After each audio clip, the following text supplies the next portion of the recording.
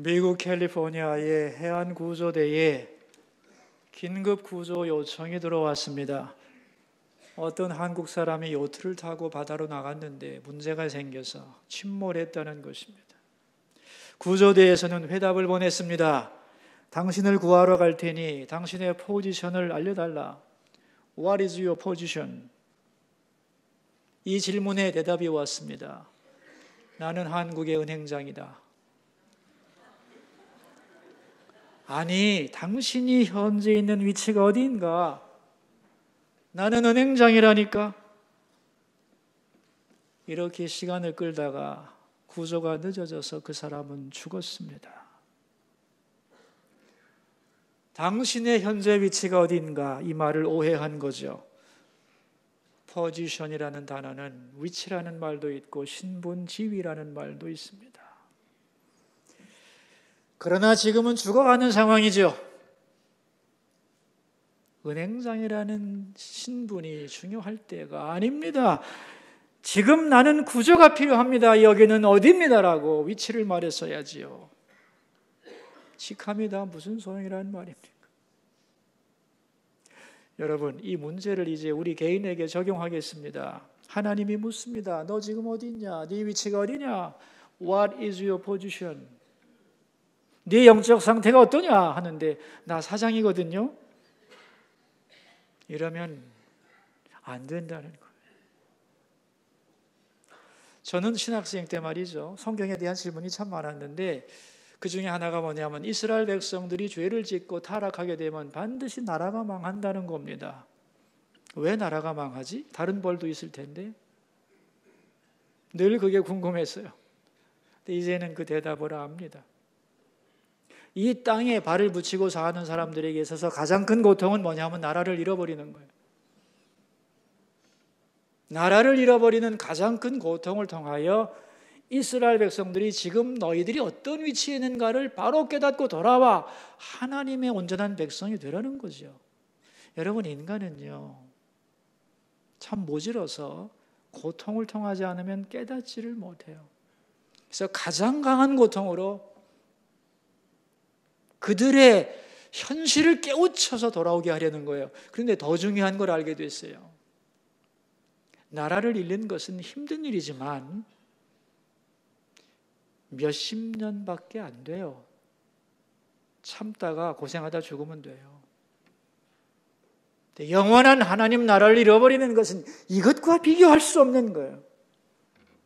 그래서 하나님은 하나님의 백성들에게 죄를 짓게 되면 나라를 잃는 고통을 주고 돌아오게 하면서 이 나라보다, 보이는 나라보다 더 중요한 하나님 나라는 절대로 잃어버린 사람이 되지 말라고, 돌아와 하나님 백성이 되라고 하는 은혜였다는 거죠. 그리고 세상의 왕을 섬기는 것보다 하나님이라는 그분을 섬기는 게 얼마나 행복하고 아름다운 일인지를 깨닫게 하려고 했던 거죠. 우리가 살다 보면 빗나간 길로 걸어갈 수도 있습니다. 그럴 때 하나님은 우리를 부르시기 위하여 고통도 사용하시죠. 저는 이런 분을 보았어요. 목사님, 저는 담배는 죽어도 못 끊습니다. 근데 그 다음 주에 병원에 갔는데 의사가 이렇게 말했어요. 당신 더 피우면 죽어요. 그날로 끊던데요. 이야, 고통의 파워 강력합니다, 여러분. 오늘 본문은 고통을 통하여 야곱이 이스라엘 되는 모습을 보여주고 있습니다. 여러분, 야곱 잘 아시죠? 악착 같은 사람, 복을 사모한 사람, 좀 더 잘 살아보겠다고 몸부림쳤던 사람이 야곱입니다. 그에게 수많은 사건이 있었지만 인생에 가장 기가 막힌 시간이 두 번 있었어요. 한 번은 베델의 사건이고 또 한 번은 오늘 본문의 사건이에요. 베델 사건이 뭔지 여러분이 기억하실 겁니다. 장사의 축복을 받아내기 위해서 아버지와 형을 속이죠. 형이 그것을 알고 동생을 죽이려고 달려듭니다. 그죠? 생명을 위하여 그가 도망을 쳐서 광야까지 오게 됩니다. 너무 무섭고 앞길은 막막하고 어두워지자 어쩔 줄 모르던 그는 울다가 잠이 들죠. 밤에 꿈을 꿉니다. 사닥다리 하나가 자기 앞에 있는데 밑에는 자기가 있고 하늘 꼭대기까지 그 사닥다리가 다 있는 거예요. 그런데 거기 하나님의 천사들이 오르락내리락 하고 있습니다. 그리고 하나님의 음성이 들려왔습니다. 네가 지금 누워있는 이 땅을 너와 내 자손에게 주리라. 그는 지금 결혼도 안 했거든요. 너와 그런데 내 자손에게 준다는 약속과 함께 네가 어디로 가든지 내가 너와 함께 할 것이다 라고 하나님의 음성이 들려옵니다. 그는 너무너무 놀라고 감격해서 잠에서 깨어나 하나님께 외치죠. 하나님 감사합니다.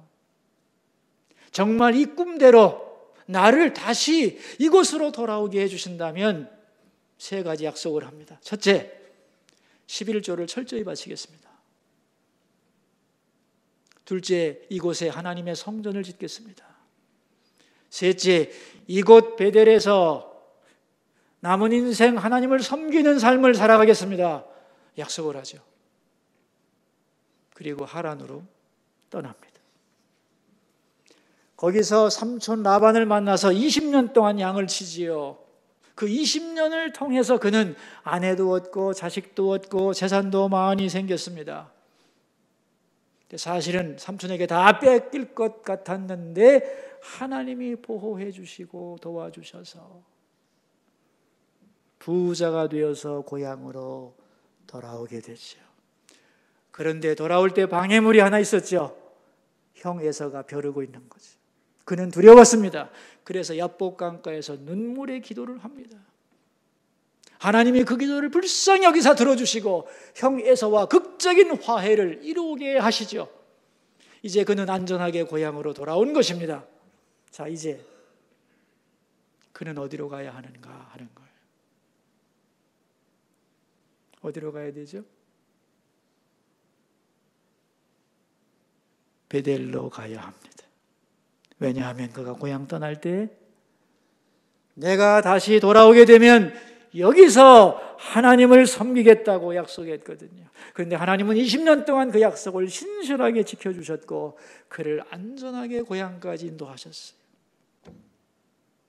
그런데 그는 돌아와서 베델로 가지를 않습니다. 어디로 갔느냐?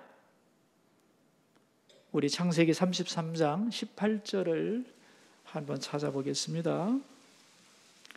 창세기 33장 18절 같이 한번 읽어보실까요? 야곱이 밧단 아람에서부터 평안히 가나안 땅 세겜 성읍에 이르러 그 성읍 앞에 장막을 치고 어디로 갔습니까? 세겜으로 갔습니다. 왜 세겜으로 갔느냐? 세겜은 비옥한 땅이고 문명이 발달했습니다. 반면에 베델은 거친 땅이고 사람이 잘 살지 않는 곳입니다. 하나님을 만난 감격은 있는 곳이지만 아직 미개발지, 살기에는 별로 재미가 없는 곳. 그래서 그는 인간의 흥미를 끄는 발전된 도시 세겜을 택합니다. 그런데 더 중요한 이유가 있죠. 자녀들 때문입니다. 야곱에게는 12아들과 딸들이 있었거든요. 고향으로 돌아온 그에게 마지막 소원이 뭐였냐면 자식을 잘 길러보고 싶은 것이었어요. 그래서 그들에게 좀 더 좋은 환경을 만들어주기 위해서 하나님과의 약속을 어기면서 베델로 가야 할 줄 알지만 아이들을 위해서는 세겜에 좋기 때문에 세겜을 선택합니다.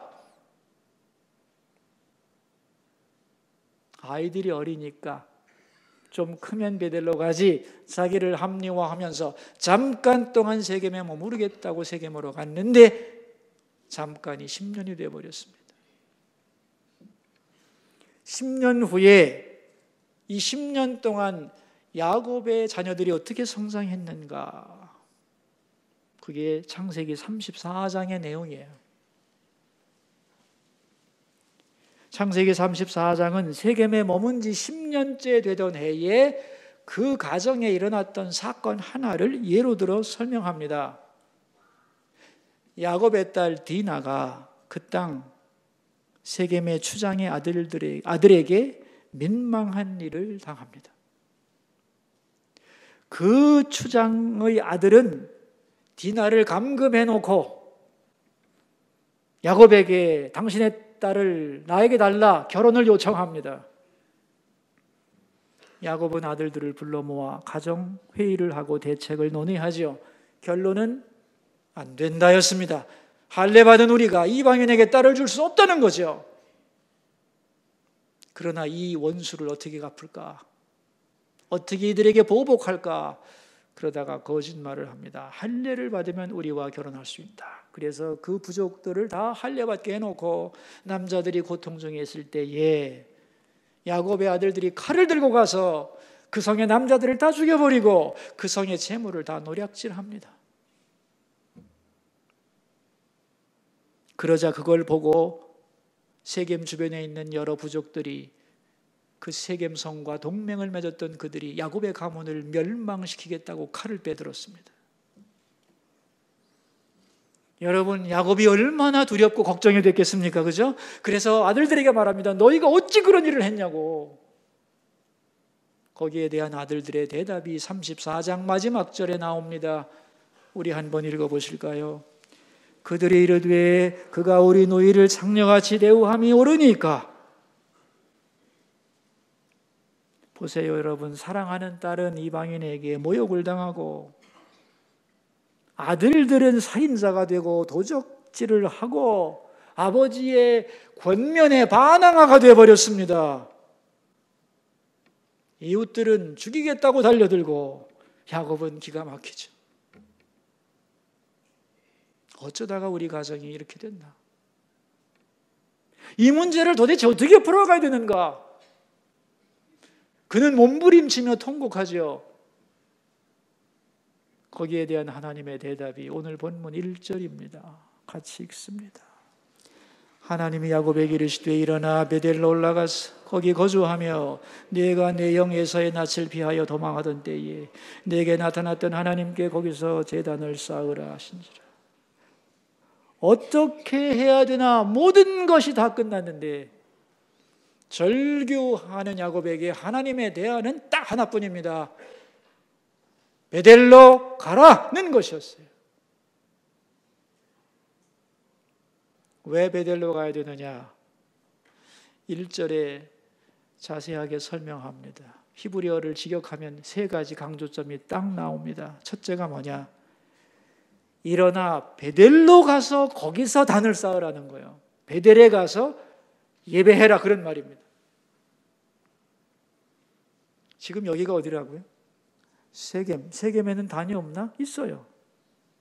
다시 말하면 세겜에서도 예배 드릴 수 있는데 왜 하필이면 일어나서 베델로 가서 거기서 베델의 예배를 드리라고 했는가 하면은 지금 여기서 예배는 형식적인 예배거든. 습관적인 예배고 현실과 타협한 예배고 양심무마용 예배입니다. 그러나 베델에서의 예배는 그게 아니었어요. 그가 죽을 지경에서 하나님을 간절히 찾다가 하나님을 만난 현장이요. 인생에 가장 비참했을 때, 가장 막막했을 때 하나님의 도우심이 아니면 꼼짝할 수 없었던 그 절박한 순간에 하나님을 만난 그 예배 현장이 바로 베델이었던 거죠. 네가 눈물을 흘리며 간절히 하나님을 눈물로 찾던 그 예배, 그 예배를 네가 드려야 되겠다는 거예요 지금. 근데 지금 세겜에서의 예배는 너무 넘누룩해요. 배가 불러서요. 하나님이 없어도 살 것 같아요. 여러분, 사람이 먹고 살만해지면 예배가 무뎌집니다. 게으름과 핑계가 많아지고 인생의 계급장이 어깨에 걸리기 시작하면 진실하게 하나님을 찾는 갈망이 사라지는 겁니다. 그래서 예배드리기가 어려워지고 예배를 드린다 해도 형식적으로 의무감에서 드리는 예배로 전락을 하는 거죠. 그래서 하나님은 말하는 겁니다. 네가 나를 가장 절실하게 찾았던 그 베델의 예배 현장으로 네가 돌아오라! 그런 말이에요. 두 번째, 너에게 나타났던 하나님께 제단을 쌓으라고 그랬어요. 이게 무슨 말이냐면은 지금 예배를 내가 드리지만은 하나님을 만나지 못하는 예배가 많다는 거예요. 여러분, 예배는 드리는데 예배의 목적인 하나님을 만나지 못하는 예배가 많습니다. 왜냐하면은 하나님을 바라보는 시선을 놓쳤거든요. 야곱은 자식 때문에 하나님 바라보는 시선을 놓쳤습니다. 여러분, 우리가 예배하면서 하나님을 만나려고 하지만은 예배의 방해물이 많고 하나님을 만나지 못하게 하는 여러 가지 요소가 우리의 예배 가운데 있다는 걸 기억하셔야 돼요. 나쁜 사건도 하나님을 우리가 바로 오지 못하게 하는 요소가 되기도 해요. 시험에 들고 원망하고 힘들어서 이럴 수가 있나 하며 원망하면서 하나님 바라보지 못할 수도 있고, 아니면 좋은 일이 있어서 그 재미에 빠져서 하나님 제대로 보지 못하는 일도 얼마든지 있는 거라는 거예요. 그래서 하나님은 너에게 나타났던 하나님께 예배드리라고 했어요. 지금 네 예배는 예배인데 나를 못 만나는 예배지.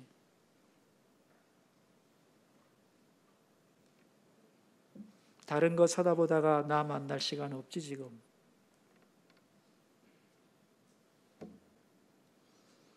그런 거 다 떼어버리고 정말 하나님 만나야 되겠다 라는 마음을 가지고 베델의 예배를 드려라, 그런 얘기죠.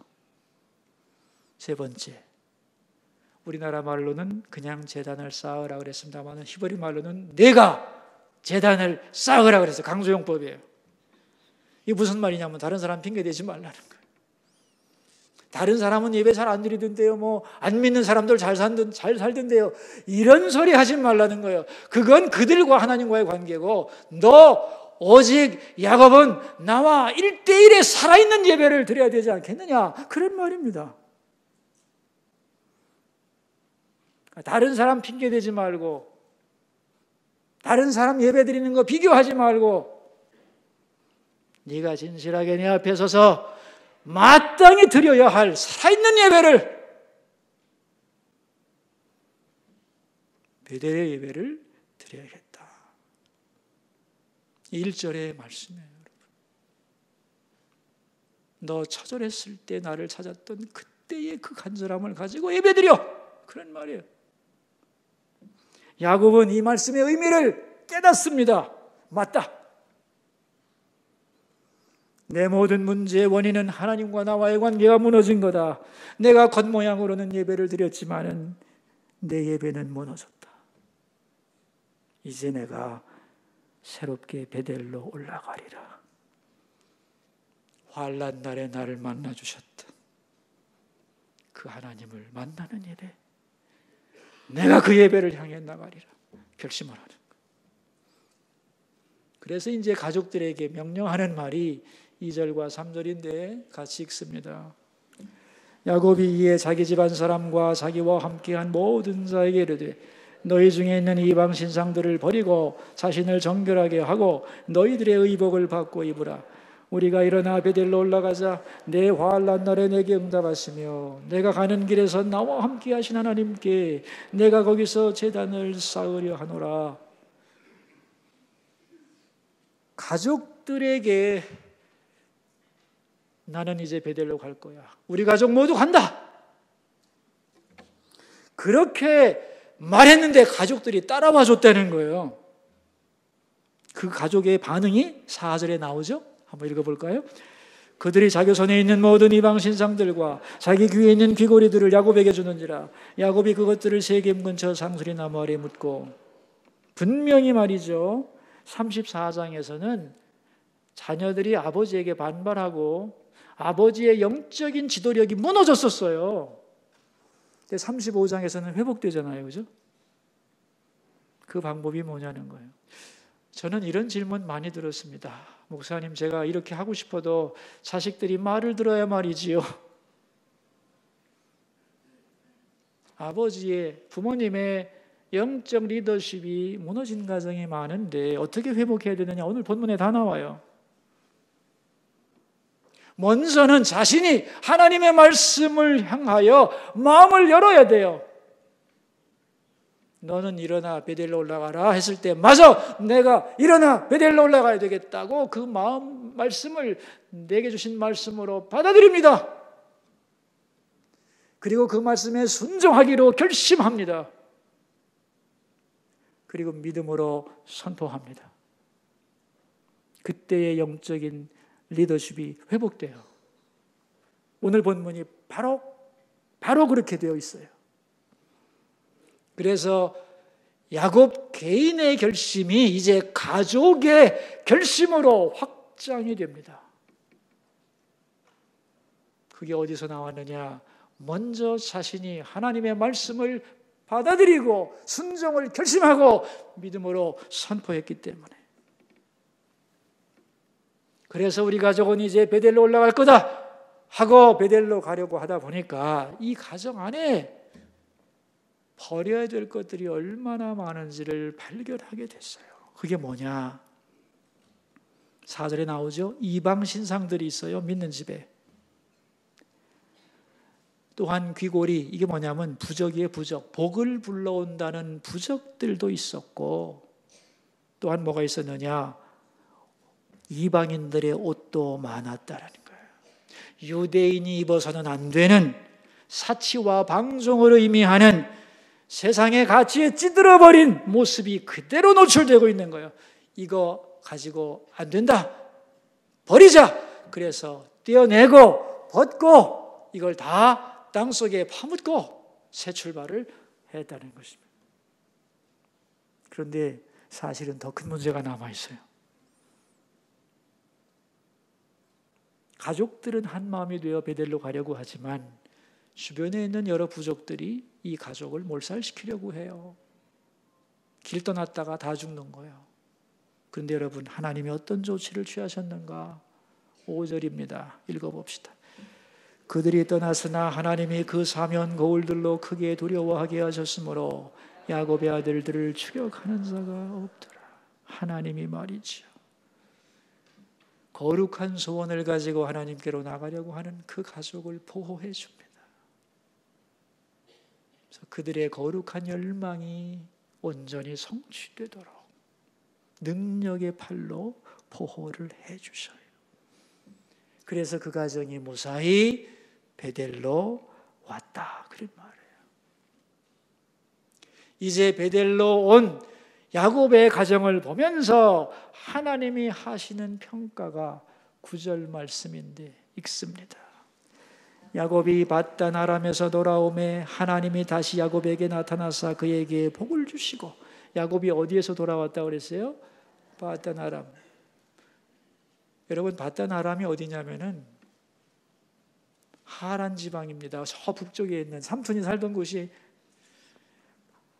정확하게 말하면 밧단 아람주의 하란시입니다.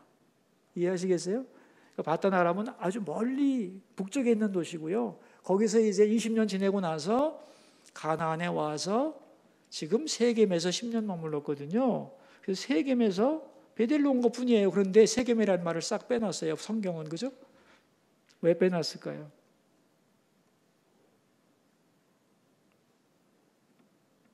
분명히 지리적으로는 세겜에서 왔는데 밧단 아람에서 돌아오매 이랬어요. 세겜의 10년은 수에 칠 가치가 없다는 거예요. 영적인 외도였기 때문에. 여러분, 야곱이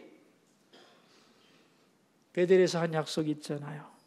하나님 나와 함께 해주신다면 이제 제가 하란 밧단 아람에 가는데 무사히 함께 하셔서 무사히 돌아오게 해주신다면 밧단 아람에 갔다 오겠습니다 그랬죠.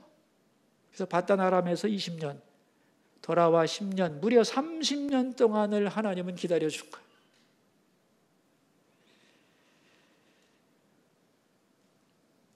그러니까 지리적으로는 세겜에서부터 온 거지만 의미상으로는 너는 이제 밧단 아람에서부터 돌아왔다는 겁니다. 그리고 그를 보고 기뻐하시면서 10절입니다. 우리 읽어볼까요? 10절. 하나님이 그에게 이르시되 내 이름이 야곱이지만은 내 이름을 다시는 야곱이라 부르지 않겠고 이스라엘이 내 이름이 되리라 하시고 그가 그의 이름을 이스라엘이라 부르시고. 여러분, 하나님이 야곱에게 이스라엘이라는 이름을 언제 주셨는지 아세요? 10년 전 야복 강가에서 주신 거예요. 근데 10년 동안은 이름만 있었지 실제로 이스라엘은 아니었어요. 왜? 마음으로 돌아오지 않았기 때문에. 그래서 그의 축복은 잠재적일 뿐 현실화되지 못했어요. 그러나 이제 그가 마음을 내려놓고 정말로 베델로 돌아와 하나님을 섬기기로 결심했을 때 하나님은 너는 이제 진짜 이스라엘이야 라고 이스라엘이라는 이름을 주시고 이스라엘이 되게 하시고 이스라엘의 축복을 받게 하시는 거예요. 그 이스라엘이 받는 축복의 내용이 11절과 12절인데 같이 읽어봅시다. 하나님이 그에게 이르시되 나는 전능한 하나님이라 생육하며 번성하라. 한 백성과 백성들의 총회가 내게서 나오고 왕들이 내 허리에서 나오리라. 내가 아브라함과 이삭에게 준 땅을 내게 주고 내가 내 후손에게도 그 땅을 주리라 하시고. 하나님이 말이죠, 돌아온 그에게 마음껏 복을 주시는데 인간이 상상할 수 없는 복이죠. 여러분, 제가 여러분에게 하나 질문을 하겠습니다. 잘 대답을 해주세요. 내가 열심히 몸부림을 치고 악착같이 일을 해서 복을 긁어 모으는 그 복의 크기와 하나님이 나를 이뻐 보시고 퍼부어 주시는 복 중에 어느 복이 더 클까?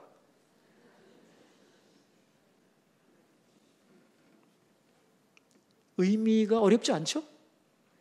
내가 긁어 모으는 복과 하나님이 부으시는 복 중에 어느 것이 클까? 어떻게 그렇게 잘하세요? 확실하죠? 11절과 12절이 그 얘기입니다. 너 지금 야곱이었잖아. 지금까지 야곱은 악착같이 자기 복을 자기가 모으는 사람이야. 근데 그 결과는 실패야. 그러나 네가 내 앞에 서야 할 자리에 서고 와야 할 곳으로 오고 하나님과의 관계를 바로 맺을 때 나는 너에게 이 복을 부어준다고 인간이 꿈꿀 수 없는 엄청난 복을 부어주셨어요. 여러분, 저는 말이죠, 여러분들이 하나님을 뒤로 하고 악착같이 몸부림치면서 복을 긁어 모으는 사람이 아니고 하나님께로 돌아와서 하나님이 여러분에게 붓고 싶은 만큼의 복을 부어주시는 그런 복을 받는 여러분 되시기를 바라요. 오늘 본문에는 별명이 붙어 있어요.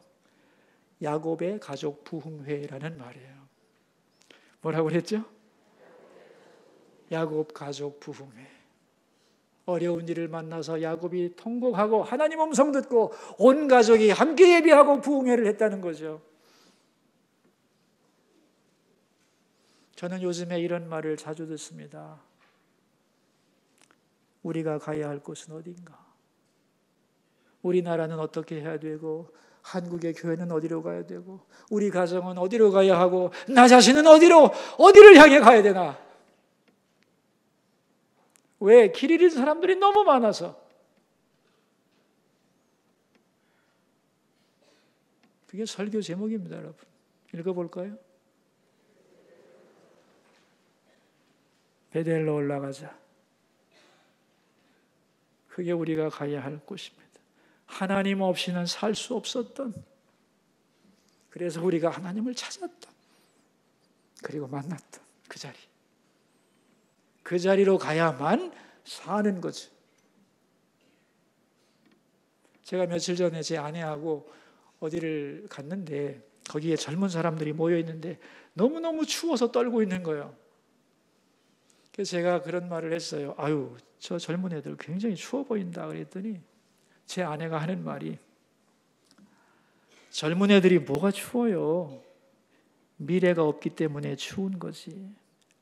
희망이 있고 꿈이 있다면 이까지 추위에 눈이나 깠다가 하겠습니까? 희망이 있다면 눈에 빛이 나고 아무리 날씨가 추워도 움츠러들지 않을 겁니다. 제가 그 말 듣고 이렇게 말했어요. 맞아. 정말 날씨가 추운 것보다 더 추운 것은 미래를 잃어버렸다는 거지. 요즘 참 춥죠? 마음은 더 춥죠? 미래가 보이지 않아서. 여러분, 근데 우리에게는 미래가 없어요. 우리 개인에게는 미래가 없어요. 미래는 하나님께 있는 거예요. 언제 이 미래가 회복되느냐 하면은 베델로 올라갈 때 회복되는 거예요. 다 무너진 지금 어디서 미래를 발견할 건가? 하나님 안에서. 하나님을 향해 베델로 올라갈 때 거기에 새로운 미래가 있는 줄 믿습니다. 여러분, 오늘은 1월 넷째 주일이죠. 오늘 저녁에는 가정 예배가 있습니다. 수서교회는 매월 넷째 주일 저녁 예배를 교회에서 드리지 않죠. 가정에서 예배를 드립니다. 왜 예배를 드리냐? 가정에서 한 달 동안 살아온 것을 반성하고 다음 달을 계획하고 서로를 격려하고 위로하고 잘못한 거 용서해주고 용서받고 한 달 동안 서로의 기도 제목을 듣고 한 달 동안 기도해 주기로 약속하고 가족이 다시 하나님 앞에 서는 시간, 그런 시간을 가지라고 이 시간을 만든 건데 여러분의 가정에서는 예배의 제단이 무너지지는 않았는지 모르겠어요. 2018년부터 다시 세우기를 바랍니다, 여러분. 매일 드리면 제일 좋죠. 나 매일 드리지 못한다 해도 한 달에 한 번이라도 가족들이 한 달을 결산하고 계획하고 한 달을, 우리 가족의 한 달을 주님께 맡겨드리고 기도하는 그런 시간을 가져야 해요. 아무도 시간 없어 못 온다. 혼자서 하세요, 혼자서. 우리 가족 누군가가 이 시간에 우리를 위해 예배드린다는 것을 아는 것은 큰 위로요. 하나님이 그 가정에 축복의 기초를 놓는 작업이라는 것을 기억하시기를 바랍니다. 오늘 야곱의 가정에서 일어났던 이 놀라운 부흥회가 우리 성도들의 가족들이 모여서 드리는 예배 현장에 있기를 축원합니다. 베델로 올라가라. 그래야 네가 참 이스라엘이 되고 전능하신 하나님을 경험하게 되리라. 이 은혜가 함께 하시기를 축원합니다. 기도하겠습니다. 여러분, 우리 두 가지 기도 제목을 가지고 주님 앞으로 나갑시다. 첫 번째 기도 제목입니다. 사람마다 자기의 베델이 있습니다. 일어나 그 베델로 올라가게 하소서. 기도하겠습니다. 하나님 아버지, 오늘 야곱은 가정의 어려운 일을 만나서 어찌하여 우리 가정에 이러한 힘든 일이 있는가 몸부림치고 통곡하다가 하나님의 음성을 듣습니다. 하나님의 해답은 딱 하나뿐이었습니다. 일어나서 베델로 올라가서 네가 네 형 에서의 낯을 피하여 도망하던 때 내게 나타났던 그 하나님께 제대로 제단 쌓으라.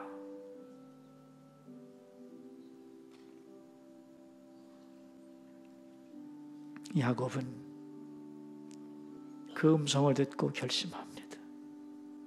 베델로 올라가리라. 내가 가야 할 곳, 내가 하나님을 만났던 곳, 하나님을 제대로 섬겼던 그 현장을 내가 회복하리라 결심하고 일어나 그리로 갔습니다. 하나님, 우리 각자가 하나님 앞에 약속하고 꿈꾸었던, 그리고 하나님 안에서 회복되었던 바로 그 자리로 우리가 돌아가기를 소원합니다. 우리의 베델로 우리 손을 잡아 이끌어 주시기를 기도합니다. 두 번째 기도 제목입니다. 우리의 가정 예배가 야곱의 가족 부흥회가 되게 하여 주소서. 기도하겠습니다.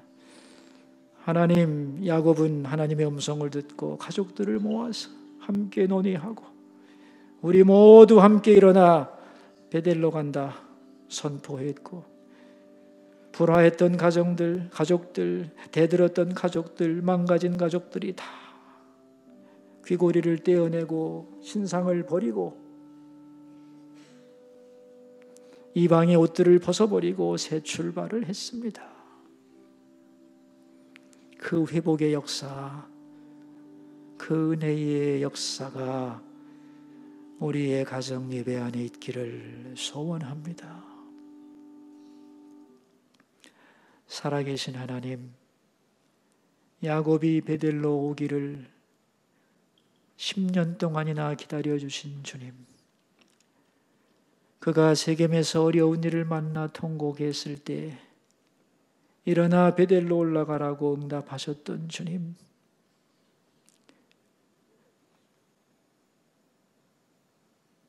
야곱이 베델로 왔을 때 너무나 기뻐하셨던 주님, 이제 우리 일어나 우리의 베델로 가게 하여 주소서.